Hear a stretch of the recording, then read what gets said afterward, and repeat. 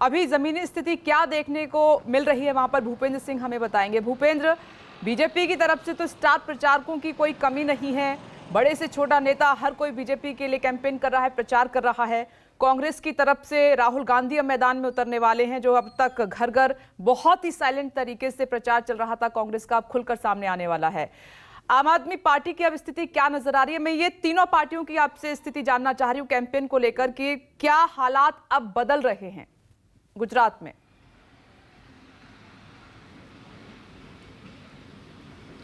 देखिए विपनेश, अलग अलग रणनीतियां होती हैं चुनाव कैंपेन से लेकर उम्मीदवारों के नामों की घोषणा तक। मैं बता दूं कि आज पहले चरण के मतदान के लिए नामांकन भरने का आखिरी दिन है। अब तक करीबन 450 के आसपास नामांकन दाखिल हो चुके हैं। बीजेपी के कई बड़े नेता आज दक्षिण गुजरात और सौराष्ट्र में मौजूद हैं। पुरुषोत्तम रूपाला, मनसुख मांडविया, सुधीर गुप्ता, तमाम ऐसे नाम हैं जो आज जो उम्मीदवार हैं उनके साथ नामांकन प्रक्रिया में दाखिल नज़र आएंगे। रोड शो करते हुए, रैलियां करते हुए वो नामांकन पत्र दाखिल करने के लिए जा रहे हैं। वहीं आम आदमी पार्टी और ओवैसी की पार्टी कांग्रेस जो है, उनके भी अपने उम्मीदवारों की इसी तरह से नामांकन प्रक्रिया दाखिल हो रही है। उम्मीदवारों की घोषणा के साथ साथ बगावती सुर भी यहाँ पर देखने को मिल रहे हैं। कल अचानक कमलम में रात को बैठक शुरू हुई और जिसके अंदर अमित शाह पहुंचे। पूर्व निर्धारित ऐसा कोई कार्यक्रम नहीं था, लेकिन वो आए और बताया ये जा रहा है कि जिस तरह से बीजेपी के अंदर बगावत के सुर शुरू हुए हैं, वडोदरा की वाघोड़िया सीट से जो वहाँ के बाहुबली नेता हैं मधु श्रीवास्तव, उन्होंने इस्तीफा दे दिया और उसके अलावा अन्य 4 विधायक जो हैं वो कतार में लगे हुए हैं इस्तीफा देने की। अब हालांकि उन्होंने दिया नहीं है, लेकिन वो भी अपनी सीट, अपनी टिकट कट जाने से नाराज़ हैं और जो कार्यालय है गांधीनगर का, वहाँ पर प्रदर्शन होने लगे हैं, वहाँ पर नारेबाजी होने लगी है।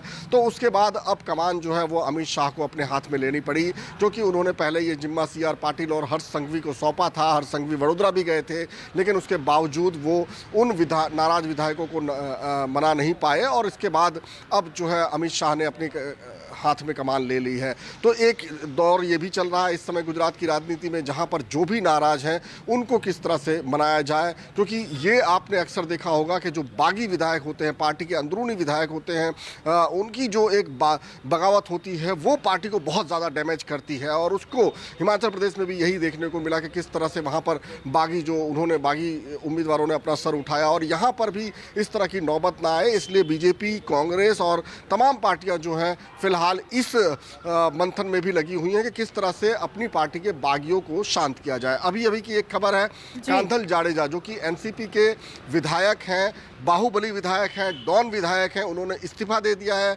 एनसीपी पार्टी से, क्योंकि जो समझौता हुआ एनसीपी और कांग्रेस के अंदर, उसके अंदर सिर्फ 3 सीटों पर समझौता हुआ और उसके अंदर पोरबंदर की कुतियाना सीट जहां से वो विधायक हैं उस पर समझौता नहीं हुआ और एनसीपी ने उन्हें टिकट नहीं दी। वो पहले ही फॉर्म भर चुके थे, उन्होंने अपना इस्तीफा एनसीपी को दे दिया है। अब वो निर्दलीय लड़ने की बात कर रहे हैं।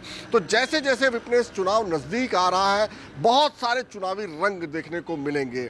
इसमें जो बागी उम्मीदवार हैं वो अपना रंग दिखाएंगे, वहीं पार्टी जो है वो अपने प्रचार की नई नई रणनीतियां जो है वो भी उतारेगी। जैसे कि अब राहुल गांधी, अब तक ऐसा कोई प्लान नहीं था कि राहुल गांधी यहाँ पर आएंगे, प्रचार करेंगे, लेकिन अब 22 नवंबर को उनका दौरा जो है वो यहाँ पर होने जा रहा है। प्रधानमंत्री के कई दौरे यहाँ पर लगे हुए हैं। तो अब जो है गुजरात का चुनावी असली रंग जो है वो देखने को मिलेगा जब बड़े बड़े दिग्गज जो है वो मैदान में उतरेंगे प्रचार के लिए। अरविंद केजरीवाल जो कि सबसे बड़े नेता है आप पार्टी के, पहले ही मैदान में है। ओवैसी लगातार दौरा कर रहे हैं, बयानबाजियों का दौर भी शुरू हो गया है। हमने देखा पिछले दिनों किस तरह से मधुसूदन मिस्त्री का बयान आया और उसके बाद तमाम चर्चाएं जो है उस तरफ चली गई।